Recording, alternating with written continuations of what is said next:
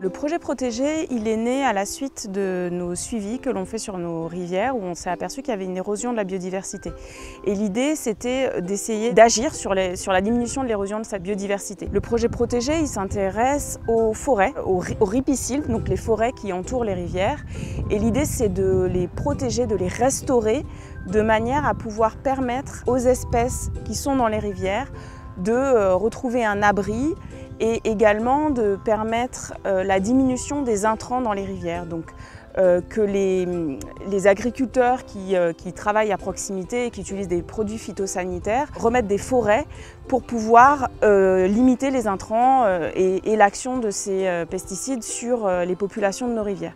Donc l'idée du projet protégé, c'est de développer des techniques de génie végétal pour pouvoir restaurer les berges des rivières, d'améliorer la biodiversité de nos rivières et en même temps de permettre de solidifier ces berges pour aussi protéger les personnes qui sont en aval des cours d'eau.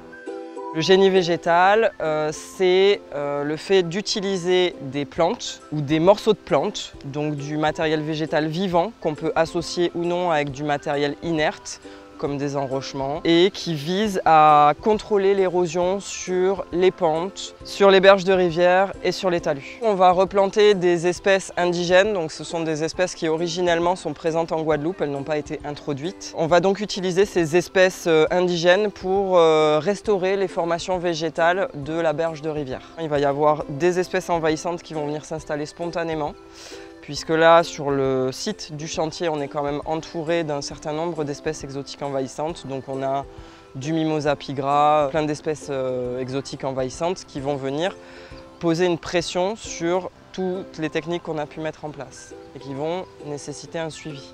C'est un chantier qui a eu lieu en novembre 2022 et qui a été réalisé par une multitude de partenaires, donc des entreprises locales, la région Guadeloupe, l'Université Antilles, la commune de Petit-Bourg et la commune de Morne-à-l'Eau. Le chantier école, c'est une formation qui permet donc de former les entreprises à des techniques d'ingénierie écologique pour faire des travaux en cours d'eau. Les plantes indigènes qu'on a utilisées dans le cadre de ce chantier école sont déjà des espèces hélophytes, donc c'est des plantes qui aiment bien avoir les pieds dans l'eau.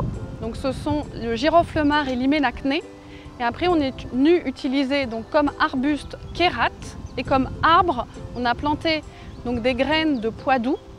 On est venu planter des boutures de bois carré et de ficus. Et on est venu poser donc en amont du chantier des plants d'icaque et de courbaril.